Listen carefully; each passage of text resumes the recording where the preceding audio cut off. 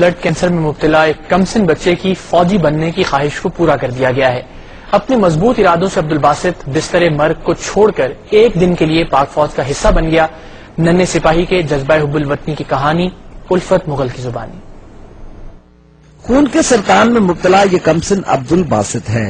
وہ اس بات سے بے نیاز ہے کہ کون سا مرض اسے لاحق ہے اور کب اس کے سانسوں کی ڈوری ٹوٹ جائے۔ وہ تو بس پاک فوج میں شامل ہو کر وطن عزیز پر قربان ہونا چاہتا ہے۔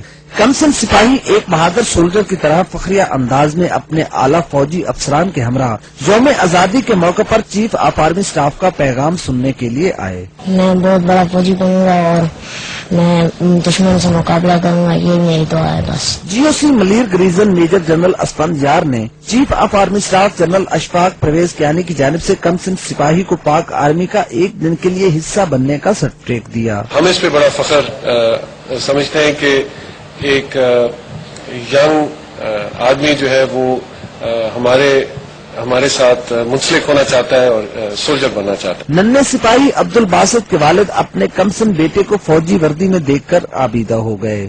کاش یہ ٹھیک ہوتا تو میں اس کو بھرتی کرا، یہ سوچ میری تھی اس وقت۔ میک اے وش فاؤنڈیشن کے مرزا اشتیاق بیگ کا کہنا ہے کہ دنیا بھر میں 2 لاکھ سے زائد بچوں کی خواہشات پوری کی جا چکی ہیں، لیکن باسط کی خواہش سب سے الگ تھی۔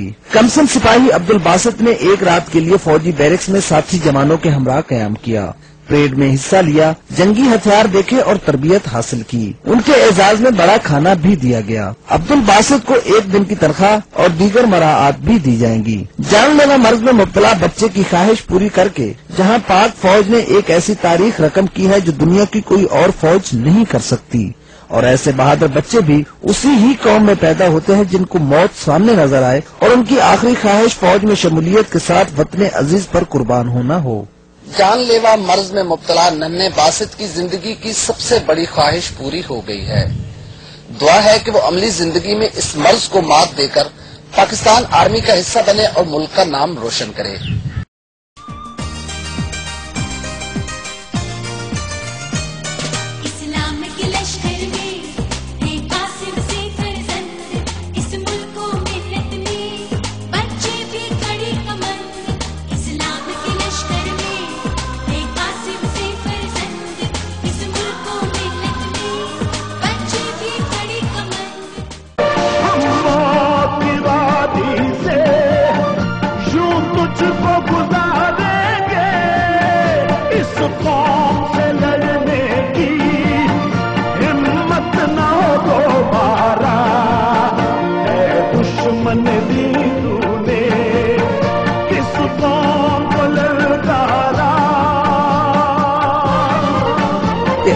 میں بہت بڑا فوجی بنوں گا اور میں دشمن سے مقابلہ کروں گا، یہ میری دعا ہے بس۔